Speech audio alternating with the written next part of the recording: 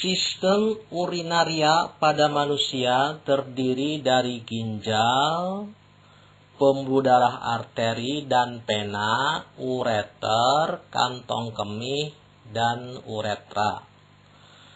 Darah dari jantung mengalir pada arteri renalis menuju ke ginjal. Di dalam ginjal, darah disaring menghasilkan urin. Urin dari ginjal mengalir melalui saluran ureter menuju ke kantong kemih. Apabila kantong kemih telah penuh dengan urin, maka urin akan dikeluarkan melalui uretra.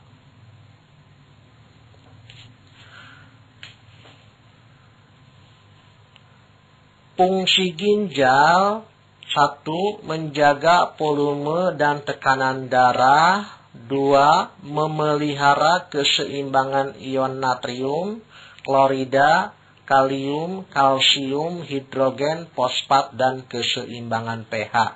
3. Mengeluarkan sisa metabolisme berupa urea, asam urat, dan kreatin.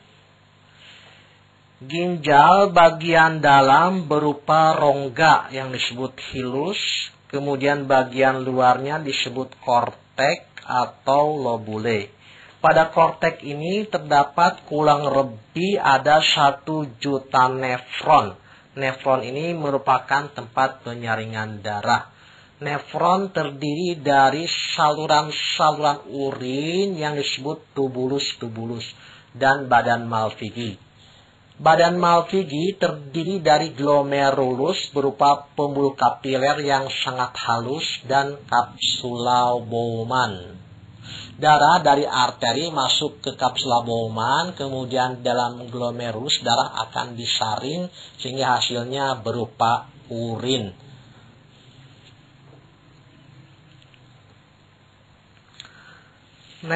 Glomerulus terdiri dari dinding yang sangat halus yang disebut endotelium. Darah akan melewati endotelium, disaring, kemudian hasilnya urin akan melewati membran basal, disaring pula, kemudian akan masuk ke sel podosit pada kapsula Bowman. Hasilnya adalah berupa urin primer. Urin primer tersebut akan dibawa ke tubulus contortus proximal. Kemudian mengalir ke lengkung Henle. Nah, di sini terjadi proses reabsorpsi zat yang masih diperlukan oleh darah. Urin dari badan Malpighi akan mengalir ke tubulus contortus proximal. Ini berupa urin primer. Urin primer ini akan mengalir ke lengkung Henle. Pada lengkung Henle ini akan terjadi proses reabsorpsi. Hasilnya berupa urin sekunder. Urin sekunder akan dibawa ke tubulus contortus distal.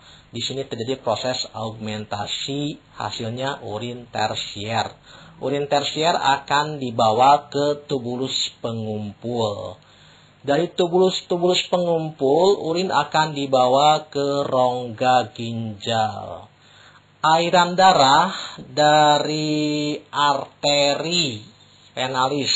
Nah, ini arteri renalis masuk ke dalam ginjal. Di dalam ginjal, arteri akan bercabang-cabang menjadi arteriol.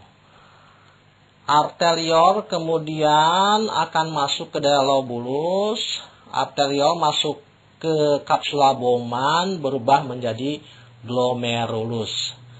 Darah dari afferent arteriol masuk ke glomerulus.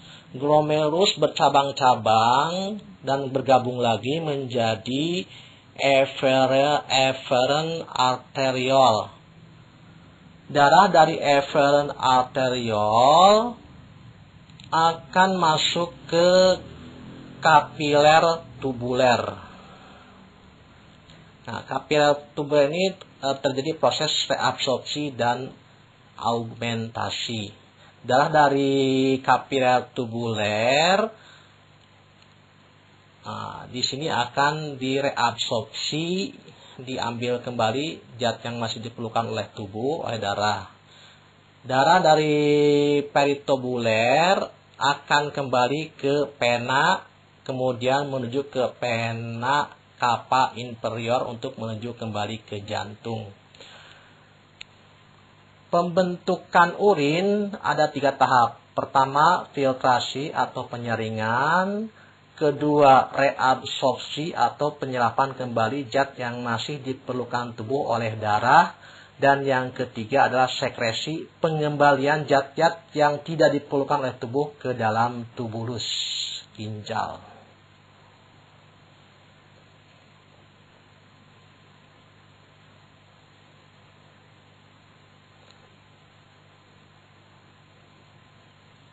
Nah, di sini pada tubulus terjadi proses reabsorpsi atau penyerapan kembali zat-zat yang diperlukan tubuh oleh darah.